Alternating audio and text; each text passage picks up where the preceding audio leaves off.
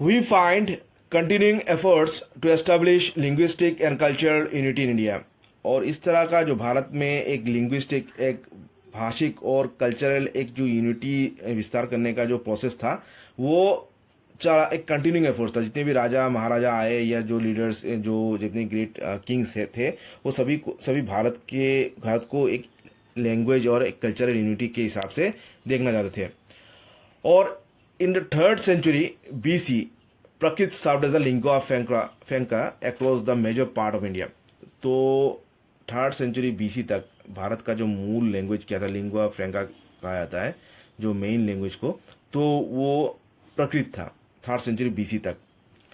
जो अशोकन इंस्क्रिप्शंस थे, अशोका के जो शिलालेख था वो inscribed in the Prakrit language, mainly the Brahmi script. ये इंपॉर्टेंट फैक्ट है. जो अशोकन इंस्क्रिप्शन था वो प्रकृत में लिखा गया था, क्योंकि उस समय का पीरियड में प्रकृति भारत का लिंगुआ फ्रैंका था, मेन लैंग्वेज था, और ये ब्राह्मी स्क्रिप्ट में लिखा गया है. इंपॉर्टेंट फैक्ट है. Later Sanskrit acquired the same position and served as a state language in the remotest parts of India. उसके बाद प्रकृत को आपका संस्कृत से रिप्लेस किया गया. संस्कृत ने प्रकृत का जगह ले लिया और वो स्टेट लैंग्वेज बन गया भारत के दूर दूर प्रांतों तक. The process was conspicuous during the Gupta period in the 4th century. 4th century में आपका जो गुप्ता पीरियड था, गुप्ता एज कहा जाता है, उस समय ये प्रोसेस जो था प्रकृत का या संस्कृत लैंग्वेज का विस्तार, वो कुछ ज़्यादा हमें उसका उल्लेख नहीं मिलता है. Although India witnessed the rise of numerous small states during the post-Gupta period, the official documents were written in Sanskrit. और उसके बाद पोस्ट गुप्ता पीरियड के बाद भारत में कई छोटे छोटे आपका स्मॉल स्टेट्स इमर्ज हुए दिखाया जाता है, लेकिन वहाँ जो ऑफिशियल डॉक्यूमेंट्स है वो सब आपका संस्कृत में ही लिखा गया था.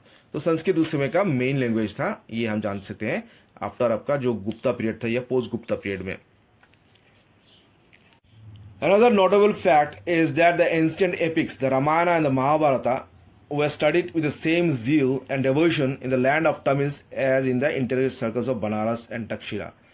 और एक इम्पॉर्टेंट फीचर हमें मिलता है उस समय के प्राचीन भारत के सभ्यता में, ये कि जो एंशिएंट एपिक्स है, जो महान जो एपिक्स है रामायण और महाभारत, वो जो आपका जितना नॉर्थ इंडिया में जैसे कि बनारस और तक्षशिला में आपका जितना झील से जितने उत्साह से पढ़ा जाता था, आपका बुद्धिजीवी के सर्कल में इसको स्टडी किया जाता था, उसी सेम झील से आपका साउथ में भी या साउथ इंडिया में भी इसी झील से, इसी उल्लास से, इसी हर्ष से, इसी उत्साह से, डिवोशन से या भक्ति से पढ़ा जाता था.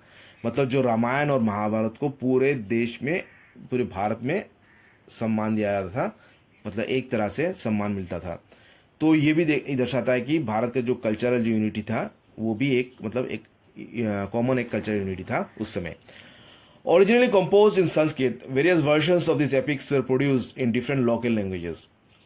और ओरिजिनल तो ये रामायण और महाभारत आपका संस्कृत में लिखा गया था, लेकिन इसका लोकल जो ट्रांसलेशन भी उस समय काफ़ी बन गए थे. However, whatever the form in which Indian cultural values and ideas were expressed, the substance remained largely the same throughout India. लेकिन जितने भी आपका कल्चरल फॉर्म इंडिया या वैल्यूज इंडिया में एक्सप्रेस किया है, लेकिन उनका जो मूल सब्सटेंस था, मूल जो अर्थ था या सब्सटेंस था, वो पूरे देश में ही सेम था. यद्यपि अलग अलग कल्चरल वैल्यूज था या एक्सप्रेशन था, लेकिन उनका मूल सब्सटेंस या मूल जो थीम था वो कॉमन था पूरा देश में. Indian history is especially worthy of our attention because of peculiar type of social system which developed in India. In North India, the Varna caste system developed, which eventually spread throughout the country and influenced even the Christians and the Muslims. In converts to Christianity and Islam, continued to follow some of their old caste practices of Hinduism. और इसके साथ साथ आपका जो भी एक peculiar type का जो सोशल सिस्टम उस समय भारत में डेवलप होने लगा, जो कि कास्ट सिस्टम है. तो इस नॉर्थ इंडिया में तो ये वर्ना कास्ट सिस्टम आपका डेवलप हुई थी और ये धीरे धीरे पूरे देश में फैल गई थी, साउथ इंडिया तक फैल गई थी. और इतना ही इसका जो प्रभाव था कास्ट सिस्टम का, तो 4 कास्ट थे, ब्राह्मण, शूद्र, वैश्य और क्षत्रिय. तो ये कास्ट सिस्टम पूरे देश में फैल गया था.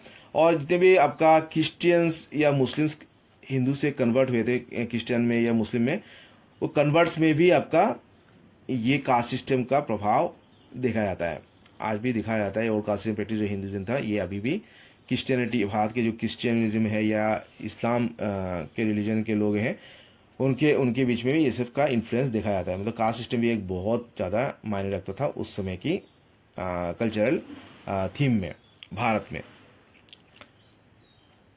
तो नेक्स्ट क्लास में हम डिस्कस करेंगे the relevance of the past to the present. Thank you.